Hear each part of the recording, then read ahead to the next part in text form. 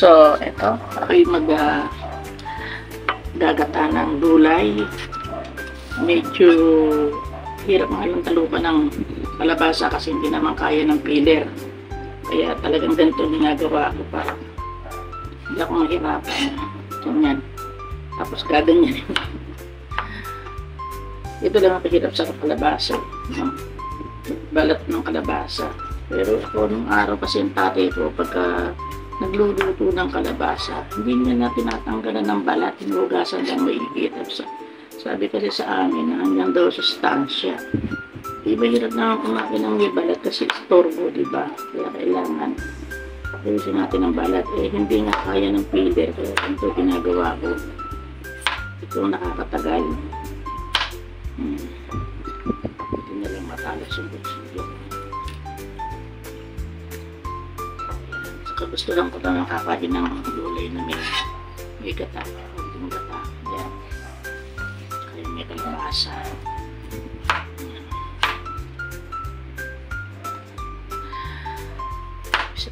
Kaya hindi ako nakapag-live ngayon.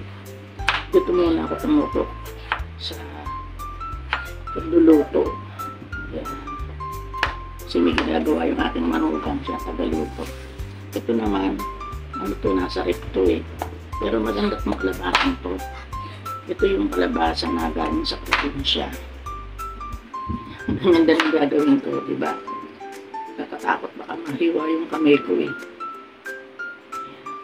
Diyos ko, diba? Handa na, ibida, handa. Ayun, buka rin. Nakadali ko eh. Talagang balatan. Pero masarap yung kalabasa, maliit na to eh. Pag pinakain ko to, para na akong kumakain ng kamote. Masarap siya. Mapuna, matamis. Ayan. Hindi nakatira pang konti. Kaya na nga natin yung konti na yan. Basta importante, babalatan ko siya. Shoutout nga pala sa lahat ng mga nanonood sa akin ngayon, ano? Shoutout po, hindi ko nakikisa-isahin. Pasensya na kayo, hindi ako nakapag-live. Kasi, nga, nagluluto nga ako. And speaking of live, gagawin ko na siyang gabi. Yan, mga 8. Tapos na yung balita. Kasi marami akong ginagawa sa araw. Kasi naka-monitor din ako sa trabaho ko, sa publication. Kaya medyo talagang kung di mo papartihin yung araw, yung oras mo sa isang magbuong maghapon, ay wala. Tsaka ano rin eh, pagkagaling ko lang sa ospital, pina-check up ako. Kaya medyo naka-monitor din ako sa mga gamot ko. Ang dami kong gamot. At bilin ng doktor, lagi akong kakain kahit tigkakaunti kasi yung mga gamot ko maano na. May antibiotic kasi akong pinakain dahil sabi ni Doc, ang daw infection yung dugo ko. Naku, sana naman hindi, ano? Ilalab test ulit ako. After 5 days. Yan. Pero okay lang, gugo lang tayo sa buhay, di ba? Kahit mayroong sakit, sige lang, gulang tayo, di ba? Gulang tayo. Kain na tayo ng maraming gulay. Yeah. So, ito, talupan ko na. Kung may natira pang kapraso. Mahirap yung sa bako-bako na. Yung bako-bako niya, ang hirap tanggalin. Ayan. Ipakain natin siyang ganyan. Sarap ito.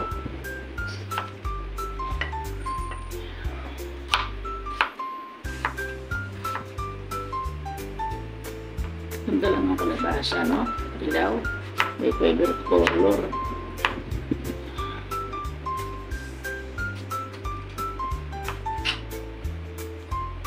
Alam niyo ba, kahit ako yung nagaganito, nakamonitor ako sa trabaho ko dun sa isang cellphone. Tapos, makasalang din yung washing. Dun yung mga damit ko. Yun naman eh, ano naman yun eh. Pag natapos yun, sasampun na lang.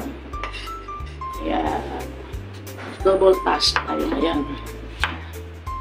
Kainom na rin ako ng mga gamot ko. Umaga kasi tatlo iniinom ko. Pagtanghali, 2. Tapos, isa sa gabi. Ay, 2 sa gabi. Yan. Okay na to. Sunod naman natin ng patula. Kanya, kukuha ko ng malunggay. Lalagyan ko siya ng malunggay. Pinagyan ko, nagagataan ko ha. Sunod. Suspense pa yun. May suspense pa. Yan. Pag ako hindi nagpunta sa park, ganyan ang gawa ko. Ang aking binibideo ay yung aking mga pagkain siyempre dito sa bahay. Kaya ako lang naman mag-isa dito sa bahay na kumakain. Pero yung anak ko andyan sa kabila, ibigyan ko sila. Pag sila naman na nagluluto, binibigyan nila ako. Eh ngayon sabi ko, ako magluluto. Kasi na-miss ko na rin magluto. Lalo na ang ginataang gulay. Kapag na ako hindi nagluluto ng ginataang gulay. Ito, sariwang-sariwa ito. Galing to dun sa farm ng aming kumpare na naglalako dyan. Pag umaga, sariwa, bagong pitas to. Hindi to galing ng palengke. Ito, tsaka ito, tsaka yung okra. Tanim yun dito sa amin. Kaya malayo-layo naman dito sa amin. Pero dito lang din, ibig sabihin hindi nang galing ng palengke. Talagang mismo galing from the farm. Kaya ang ganda ito niya, diba? Ang ganda ng kanyang patola. Oh. 2 itong binili ko eh. Hindi ko sinahog yung isa. Kaya may gagawin ako ng bukas. Parang kulang kung aking okay na to. Diba? Marami na mga ano. Importante kasi meron siya. So, natin din sa ito sariwa rin ito galing sa farm. Hindi ito galing sa hindi ito galing sa palengke.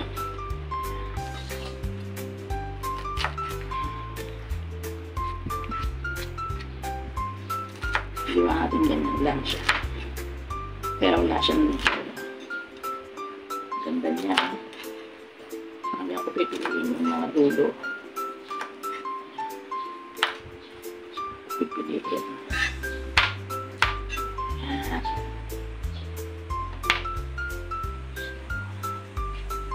Yan. Tapos ito, pipiliin dito. Paliwara akong magluto yan, no? Siyempre, pipiliin natin. Baka merong mumu, diba? Alam niya may mumu. May mumu ang konti lang pala to. Hindi ba 15 pesos yan? Sitaw na to, no? Saan ng sitaw ngayon, ano? Kasi yung naglalako, nakabait, hinangong niya to, hinahangon niya doon sa kumpare namin. Siyempre, meron siyang patong, diba? Padala 2 piso para kumita. Mukha niya ang patola na yan, 20 yan. Siguro ang kuha niya 15, diba? Pero, gano'n talaga. Nga pala ako nagluluto, ito ginagamit ko para hindi na ako naghuhugas ng pinggan. Tatanggalin ko na lang yung plastic ng pagkahugas. Diba? Hindi na ako maghuhugas ng pinggan, papalitan ko na naman yung plastic. Ganern. Ganern niya, ganern. Yan, yan siya.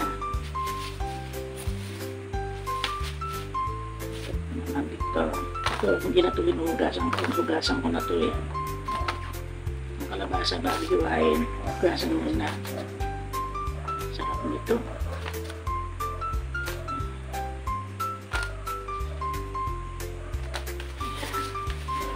Ngayon naman, palalabas na ako sandali. Kukuha ko ng malunggay. Ito na yung malunggay. Pinutol ko rin, kinuha ko dun sa aming taniman. Yeah. Sariwa lahat. Ngayon ko na siya.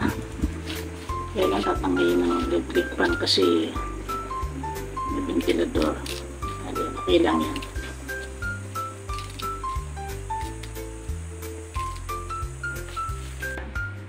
Ito yung sariwang okra. Ito. Papipitas lang ito kanina umaga. Kailangan hugasan muna natin, no? Bago natin tanggalin yung mga dulo. Ayan. So, ayan. Okay. Ito naman kasi binili ko ito kahapon. So, kaya magkaiba sila. Pero nakakatuwa naman kasi ito dahil ito ay murang-mura. Kaya ako binili ko yan dun sa binili lang akong mura. Kaya ako nakukarang magulang. Kaya naiwain. Kaya ngayon kasi kaya pagka hindi, pwede naman nawain ko. Kailangan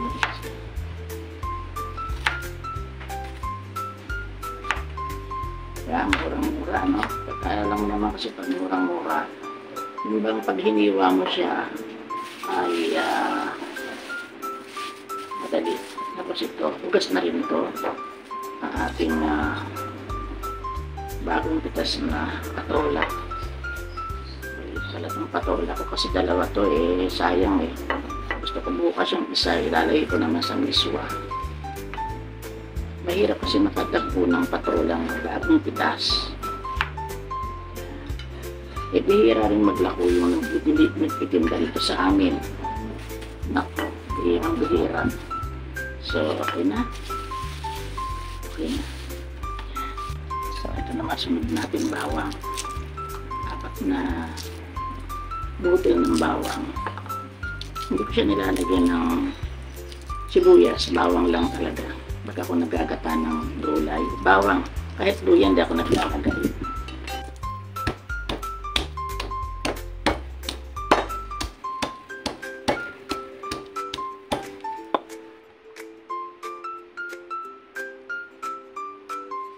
So, ito na po yung ating gagataan. Ayan yung pagkabasa. Nandito na rin yung sitaw sa ilalim. Ang ating alimasa. Tsaka may bawang na rin siya. Yan. Ganda rin yung bawang. So, ito lang muna natin siya. Yung ating gulay. Bago natin lagyan siya ng gata. Takpan muna natin. So, ayan, nilagay ko na rin kasi yung ating yung ating okra, tsaka yung ating malunggay. Yan. Tapos, sunod natin ito ating gata ko kumama. Yan. Diba? Masarap.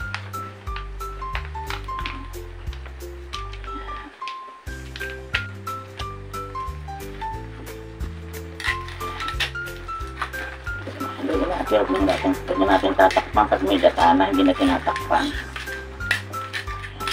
Sarap.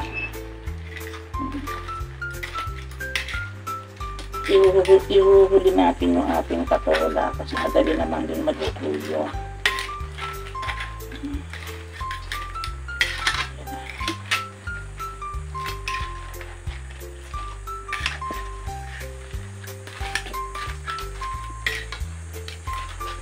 Ilalim natin ang konti.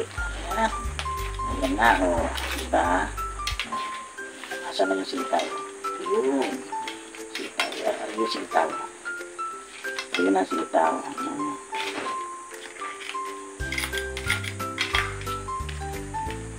Ayan natin siyang maluto. Pwede itambog yung patola. Tambog na natin ang patola.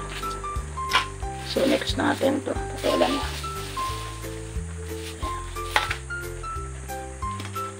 Na natin siyang tatakpan. Yan lang natin siyang ganyan.